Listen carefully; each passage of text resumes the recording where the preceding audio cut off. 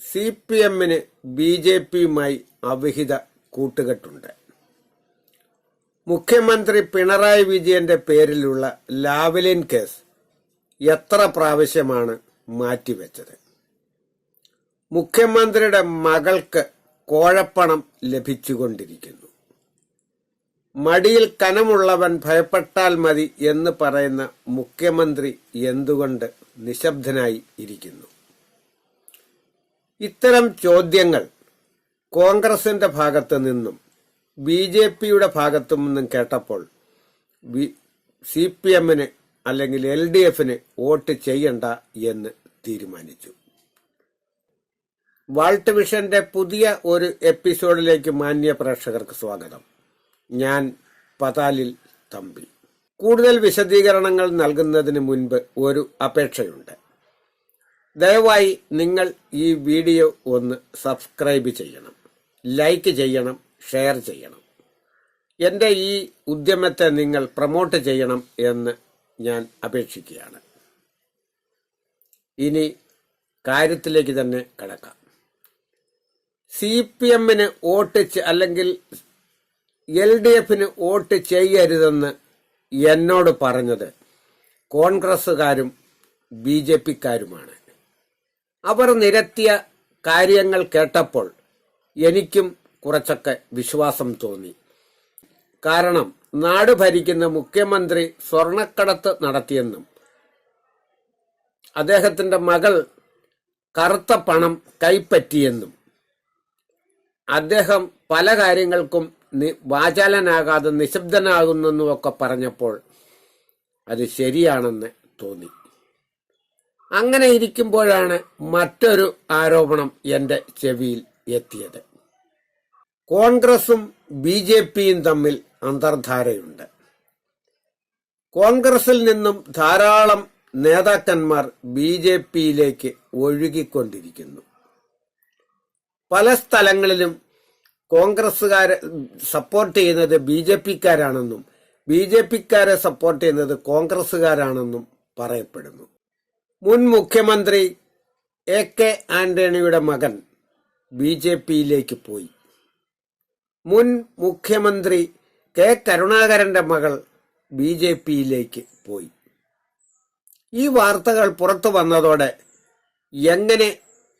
ഈ വാർത്തകൾ കേട്ടപ്പോൾ കോൺഗ്രസ് പറയുന്നത് എങ്ങനെ വിശ്വസിക്കും എന്ന് ഞാൻ സംശയിച്ചു. കോൺഗ്രസ് നേതാക്കൾ ജയിച്ചു പോയാലും അവർ BJPയിൽ ചേരുമെന്ന് ഒരു ആരോപണം ഉയർന്നു വന്നു. അത് കേട്ടപ്പോൾ കോൺഗ്രസിന് വോട്ട് ചെയ്യണമോ വേണ്ടയോ എന്ന് ഒരു സംശയം എന്നിൽ ഉദിച്ചു. അങ്ങനെ ഞാൻ കോൺഗ്രസിനെയും LDFനെയും കളഞ്ഞിട്ട് ഇങ്ങനെ ഇരിക്കുമ്പോഴാണ് കുറച്ച് സുഹൃത്തുക്കൾ എന്നെ തേടിയെത്തി. എന്നോട് അവർ പറഞ്ഞു, നിങ്ങൾ കോൺഗ്രസിനും LDFനും വോട്ട് ചെയ്യരുത്, നിങ്ങൾ വോട്ട് ചെയ്യേണ്ടത് BJPക്കാണ്. രാജ്യസ്നേഹം BJPക്കാണുള്ളത്, അവർ രാജ്യത്തെ സ്നേഹിക്കുന്നു എന്ന് പറഞ്ഞു.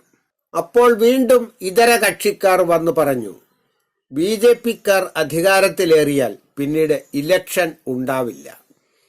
CAA എന്ന് പറയുന്ന നിയമം നടപ്പായാൽ അത് വംശഹത്യയിലേക്ക് വഴിതെളിക്കും എന്ന് പറഞ്ഞു.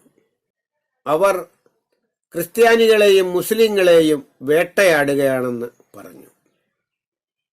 അപ്പോൾ BJPക്കാർ പറഞ്ഞു, ഞങ്ങളാണ് ചന്ദ്രന്റെ മറുവശത്ത് പേടകം ഇറക്കിയത്, ഞങ്ങളാണ് വന്ദേ ഭാരത് ട്രെയിൻ കൊണ്ടുവന്നത്, ഞങ്ങളാണ്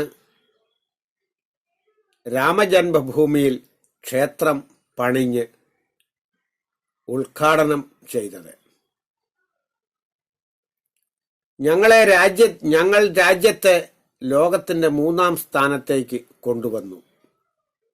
അപ്പോൾ കോൺഗ്രസുകാരും LDFകാരും പറഞ്ഞു, അന്ന് ദാരിദ്ര്യത്തിന്റെ 50-ാം സ്ഥാനത്തുണ്ടായിരുന്ന ഭാരതം ഇന്ന് 111-ാം സ്ഥാനത്താണ്. അവർ 50 രൂപയ്ക്ക് പെട്രോൾ തരുമെന്ന് പറഞ്ഞിട്ട് അതിന്ന് 100 രൂപയ്ക്ക് മുകളിലായി. 400 രൂപയോളം ഉണ്ടായിരുന്ന ഗ്യാസ് സിലിണ്ടർ ഇന്ന് 1000-ന് മേലായി. ഇവർ പറയുന്ന ഗ്യാരണ്ടിയൊന്നും വിശ്വസിക്കരുത് എന്ന്. അപ്പോൾ BJP-ക്കാരായ ഒരു സുഹൃത്തിന് എന്നോട് ചോദിച്ചു, കമ്മ്യൂണിസ്റ്റ് പാർട്ടി കേരളം വിട്ടെങ്ങും പച്ച പിടിക്കാത്തത് എന്താണ്?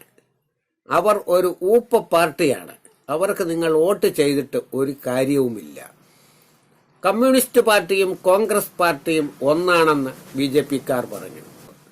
അതിന് അവർ ഉദാഹരണമായി ചൂണ്ടിക്കാട്ടിയത് ഡൽഹിയിൽ പത്രസമ്മേളനം നടത്തുന്ന രാഹുൽ ഗാന്ധിയുടെ ഇടതുവശത്തും വലതുവശത്തും ഇരിക്കുന്ന യെച്ചൂരിയെയും D രാജയെയും ചൂണ്ടിക്കാട്ടിക്കൊണ്ടാണ്.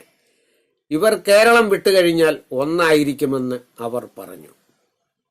പിന്നെ എന്തിനാണ് ഇവിടെ അവർ മത്സരിക്കുന്നത്?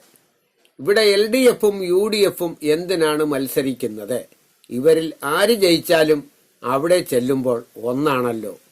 ഇവർ പറയുന്നത് കളവല്ലേ എന്ന് ചോദിച്ചു. അപ്പോൾ LDF-ഉം UDF-ഉം ഒരുപോലെ എന്നോട് പറഞ്ഞു, നിങ്ങൾ BJP-ക്കാർ പറയുന്നത് വിശ്വസിക്കരുത്. അവർ വർഗീയവാദികളാണ്. അവർ വർഗീയ കാർഡിറക്കി ഹിന്ദു അജണ്ട നടപ്പാക്കുവാൻ വേണ്ടിയാണ് അവർ ശ്രമിക്കുന്നത്. നിങ്ങൾ ഉദ്ദേശിക്കുന്നത് പോലെയല്ല. ഇന്ത്യ മുന്നണി എന്ന് പറയുന്ന മുന്നണിയെ തകർക്കുവാൻ വേണ്ടി അവർ പറയുന്നതാണ്. അതുപോലെ തന്നെ ഇനിയും BJP അധികാരത്തിൽ വന്നാൽ ഇലക്ഷൻ എന്ന് പറയുന്ന ഒരു സാധനം ഉണ്ടാവുകയില്ല എന്ന് പറഞ്ഞു. വോട്ട് പിടിക്കുവാനായി ഇവർ ആരോപിക്കുന്ന ആരോപണങ്ങളും പ്രത്യാരോപണങ്ങളും കേട്ട് ഞാൻ ആകപ്പാടെ കൺഫ്യൂഷൻ ആയിരിക്കുകയാണ്. ആർക്കാണ് വോട്ട് ചെയ്യേണ്ടത്? ഇത് എന്റെ കാര്യം മാത്രമല്ല. ഈ രാജ്യത്തെ ഓരോ പൗരനും ഈ 3 രാഷ്ട്രീയ പാർട്ടികളും പറയുന്ന കാര്യങ്ങൾ കേട്ട് നടുങ്ങിയിരിക്കുകയാണ്. ഇവരിൽ ആരാണ് ശരി? ഇവരിൽ ആരാണ് തെറ്റ്? നിങ്ങൾക്ക് ഉത്തമ ബോധ്യം ആരോടുണ്ടോ അവർക്ക് വോട്ട് ചെയ്യുക. അല്ലാതെ ഇവർ പരസ്പരം പഴിചാരുന്നതും ഇവർ പരസ്പരം ചെളി വാരി എറിയുന്നതും കേട്ട് നമുക്ക് ഒരു തീരുമാനമെടുക്കുവാൻ കഴിയുകയില്ല. നിങ്ങളുടെ മനസ്സിൽ ആരാണ് നല്ലതെന്ന് നിങ്ങൾക്ക് തോന്നുന്നുവോ അവർക്ക് വോട്ട് ചെയ്യുക. മറ്റൊരു വീഡിയോയുമായി വീണ്ടും വരുന്നതുവരെ നമസ്കാരം.